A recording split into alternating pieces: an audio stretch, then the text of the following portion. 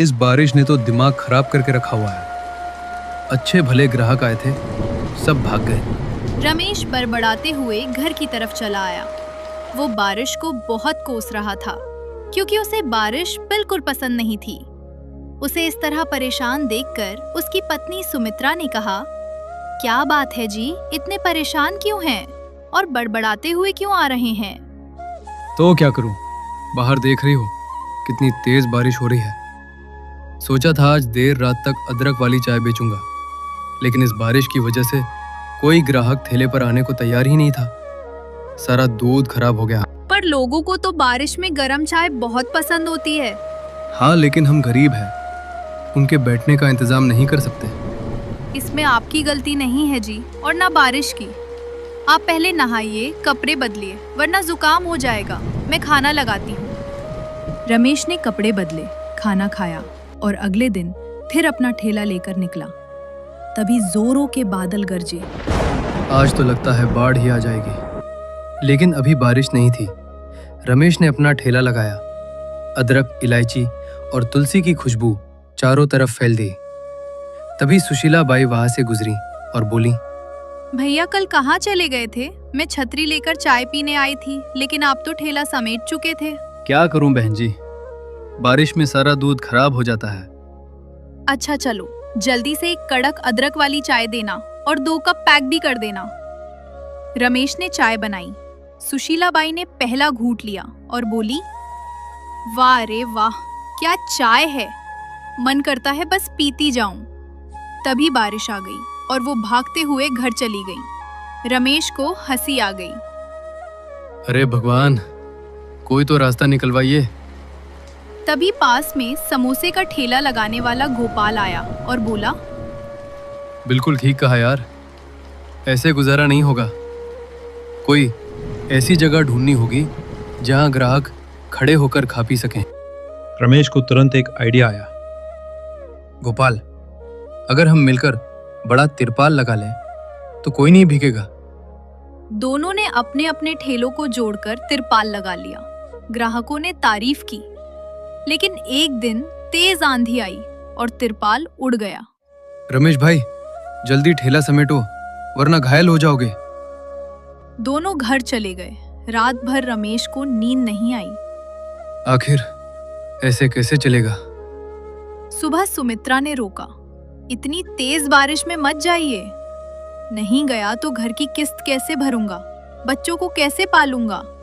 रमेश निकल पड़ा। तेज बारिश शुरू हो गई। तभी उसे एक विशाल पीपल का पेड़ दिखा। वो उसके नीचे खड़ा हुआ और सोचा, अरे वाह, यह तो बारिश का एहसास ही नहीं।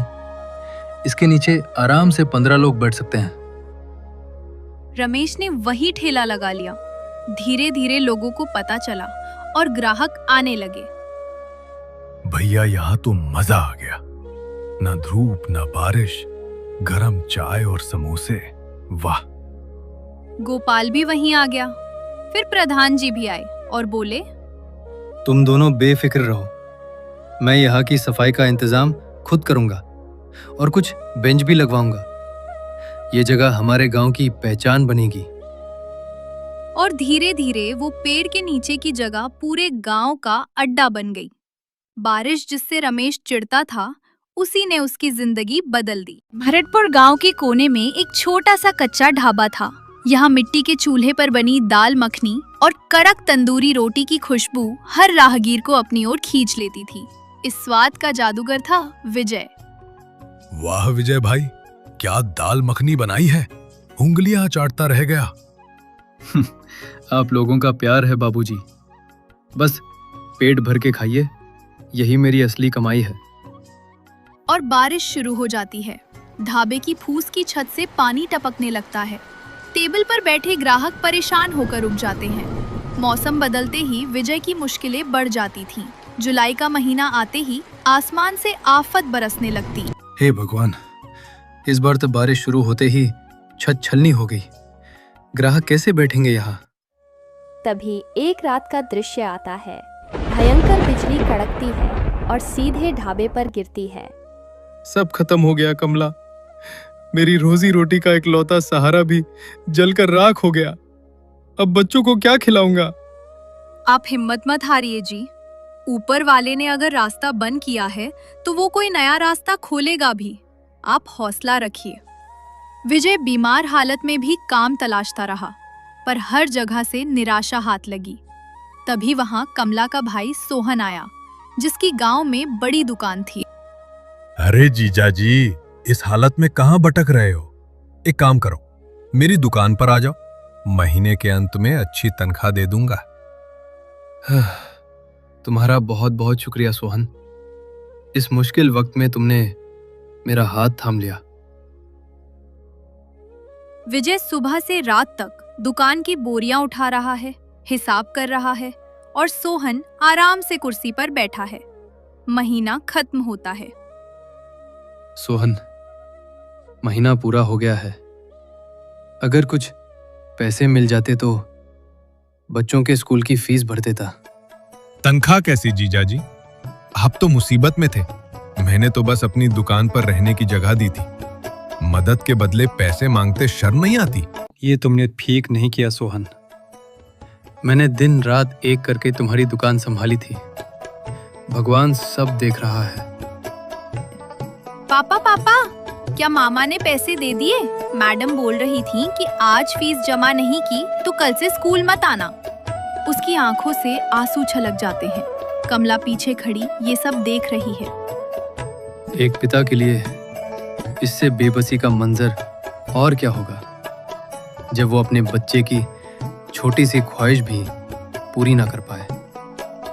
विजय शहर की एक बड़ी कोठी के बाहर ड्राइवर की वर्दी में खड़ा है, गाड़ी साफ कर रहा है। विजय को शहर के एक बड़े व्यापारी के यहाँ 10,000 रुपए महीने पर ड्राइवर की नौकरी मिल गई। जिंदगी पटरी पर लौट ही रही थी कि एक शाम कुछ ऐसा हुआ जिसने सब बदल दिया।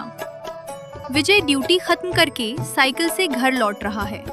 तभी उसे झाड़ियों के पास एक छोटा बच्चा करहाता हुआ मिलता है। छोटू, कोई बचाओ, मुझे बहुत दर्द हो रहा है, पापा। विजय, अरे बेटा, तुम्हें क्या हुआ? घबराओ मत, मैं तुम्हें अभी डॉक्टर के पास ले जाता हूँ। हिम्मत रखो बच्चे। बच्चा बेड पर लेटा है और उसे ग्लूकोज चढ़ रहा है। तभी कोठी के बड़े जमींदार हरि प्रसाद जी हांफते हुए अंदर आते हैं। पापा, अगर ये काका मुझे सही वक्त पर अस्पताल न लाते तो आज मैं नहीं बचता। इन्होंने मेरी जान बचाई है। जमींदार हरि प्रसाद, विजय, तूने मेरे इकलौते बेटे को नया जीवन दिया है। इस एहसान का कोई मोल नहीं है। फिर भी मेरी तरफ से ये छोटा सा उपहार रख ले। जमींदार विजय के हाथ में एक भारी बैग थमा देता है। विजय घर आकर जब बैग खोलता है तो कमला और बच्चे हैरान रह जाते हैं। उसमें पूरे 5 लाख रुपए थे। हे भगवान, इतने सारे पैसे! मैंने कहा था ना जी, ऊपर वाले के घर देर है अंधेर नहीं। आपकी ईमानदारी का फल मिल गया। सड़क किनारे एक आलीशान, पक्का और सुंदर ढाबा खड़ा है। बोर्ड पर लिखा है विजय का पक्का ढाबा। बाहर भारी बारिश हो रही है, लेकिन अंदर लोग आराम से बैठकर गर्मा गर्म खाना खा रहे हैं। लग्जरी गाड़ियां बाहर कतार में खड़ी हैं। विजय ने उन पैसों से शहर के हाईवे पर एक बड़ा और पक्का ढाबा खुलवाया। विजय काउंटर पर बैठा मुस्कुरा रहा है। कमला और बच्चे खुश दिख रहे हैं।